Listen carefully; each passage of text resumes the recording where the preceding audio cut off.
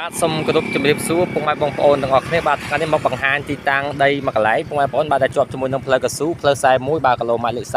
39បាទដីនេះគឺមានទំហំក្បាលដី20បាទជម្រៅទៅក្រោយបាទ30ម៉ែត្រជាងបាទចូលជិត40ម៉ែត្របាទហើយដីនេះគឺ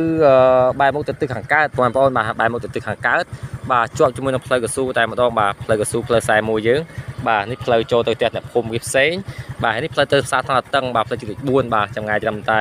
39គីឡូម៉ែត្របាទនេះទីតាំងដីយើងបងប្អូនណាបាទទីតាំងដីនេះបងប្អូនបាទបងប្អូនទិញដីនេះបាទយើងមើលទៅវានៅរៀងក្លុកហ្នឹងដោយសារតែអត់ទាន់ចាក់ដីប៉ុន្តែម្ចាស់បាទគាត់ចាក់ដីឲ្យបងប្អូនបាទអត់ត្រូវតម្លៃពីគាត់បាទគាត់ចាក់ដីជូនបងប្អូនណាបាទដីនេះគឺបញ្ជាក់ថាទិញឲ្យម្ចាស់ចាក់ដីជូនបងប្អូនបាទហើយនេះផ្លូវទៅសាលាស្រុកបោះសែតផ្លូវឡើងទៅខេត្តកំពតបងប្អូនណាបាទផ្លូវជាតិលេខ3បាទបុកទៅខាងយាយម៉ៅបងប្អូនបាទនេះផ្លូវកស៊ូយើងនេះបងប្អូនណាបាទផ្លូវ41បាទគីឡូ39ហើយនេះទីតាំងដីយើងបាទទីតាំងដីយើងនេះបាទចំ